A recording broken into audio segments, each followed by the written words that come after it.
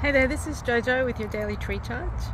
I am, as usual, sitting outside under this beautiful tree on the earth, grounding. And I'm really appreciating grounding at the moment. There's a geomagnetic storm, a G3 one, they say it is. It's a rather large one.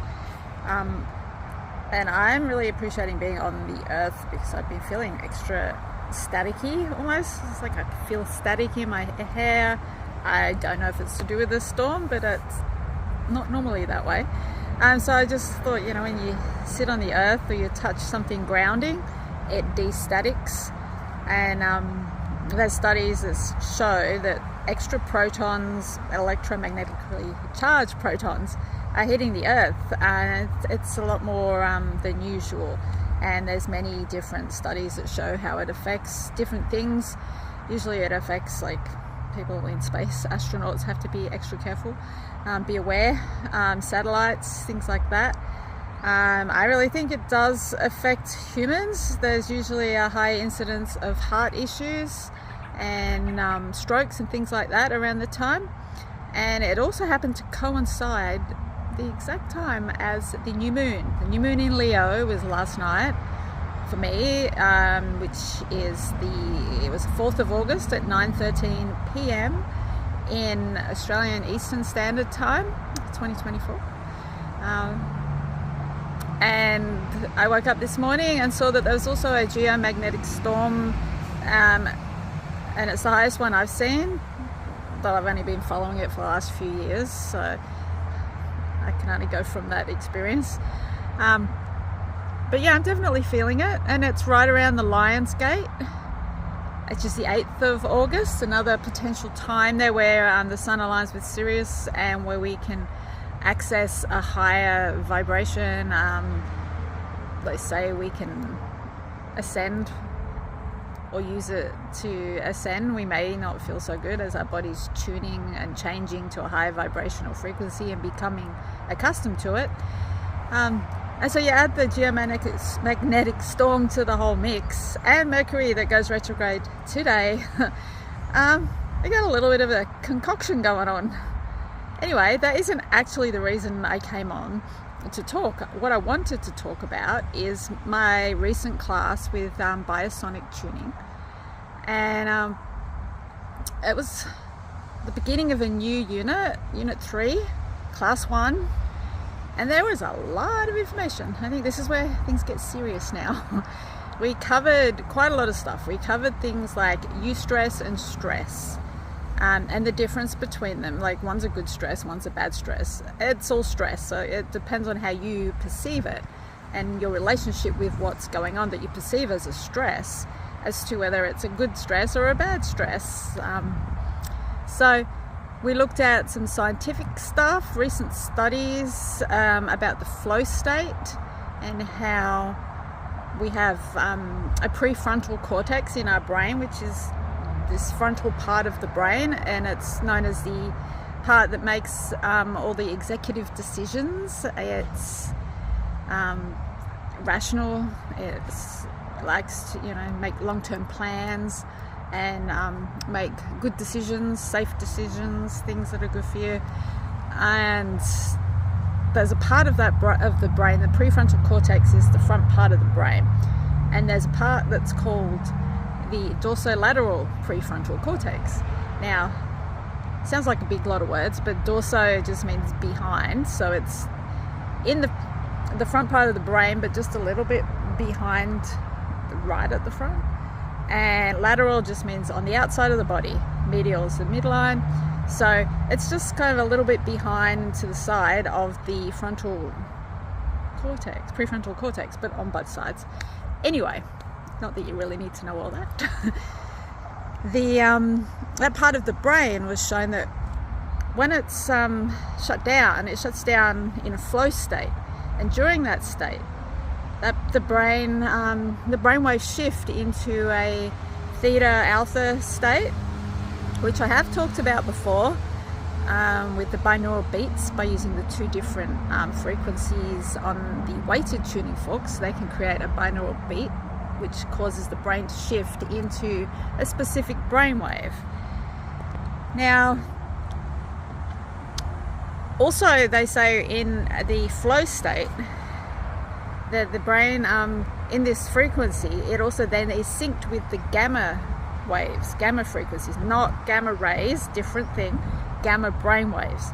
And that allows access to higher information, stored memories, and to bring it intuitively together to create new.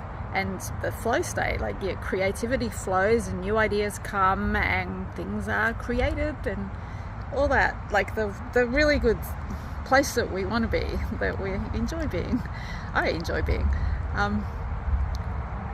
But there's also a flip side. Well, not a flip side, it's not the right word. They've also discovered that when you're in a chronic stress or acute stress, like if you have a chronic trauma or acute trauma, something that shuts that part of the brain down, but you're not in this flow state, so it causes you to over question things, overthink things, and get stuck in loop, and you're stuck in this looping pattern, and you find it very difficult to get out of, and you're micromanaging, and you're wanting to have everything in control and in order because it's stress. You're in a trauma state, and your body is trying to find a way to cope somehow. Anyway, from all that, how is that related to sound? Well, further on in our studies on Friday, this is just blowing all my mind here, we looked at microtubules in the brain. There are very little tiny little tubes in there that are surrounded by crystals that resonate at 8 hertz, which is strangely the Schumann resonance, the frequency of the earth. And as they resonate, they've discovered that these these microtubules then go on to tell your brain what brain wave to be in. So they're very important, very tiny, and respond to sound. It's pretty cool. They respond to sound. Sound stimulates them. So we have a way of affecting our brain waves. And brain waves, I'll probably have a chat about that another time. The brain waves are really important in a way to control your consciousness, I suppose. It's in a way to manipulate your consciousness, so that if you're in a high beta state, you are like frazzled and running around and trying to do stuff and nothing's working properly and you're stressed out. But if you can bring it down to a low beta, alpha would be nice, theta if you really want to get deep. It'd be a way to step out of that headspace rather quickly. And sound does that. And I'm learning with the tuning forks, certain intervals of sound does that. Well, that's probably another video, because we also looked at the intervals and many other things. So also have a lot of protocols. I've got 11 protocols of the different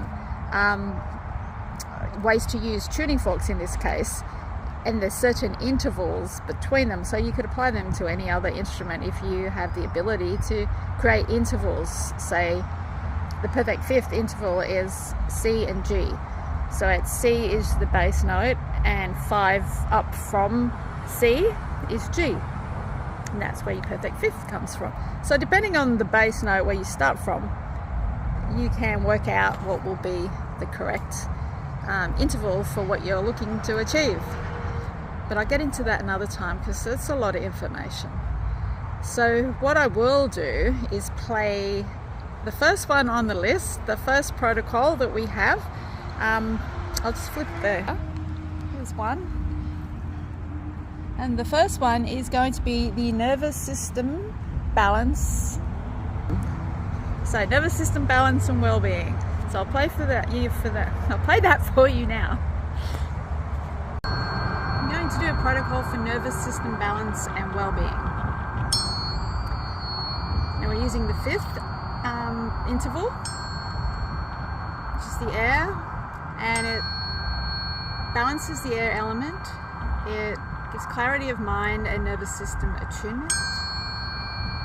And then we're going to use the fourth interval, which is also air, but it helps release a lot of the materialistic connections and just relax and calm. Then we bring in the 6, which helps connect to the spiritual aspirations and dreams and things that we wish we want to connect to. And then we bring it all back together again with the 5th.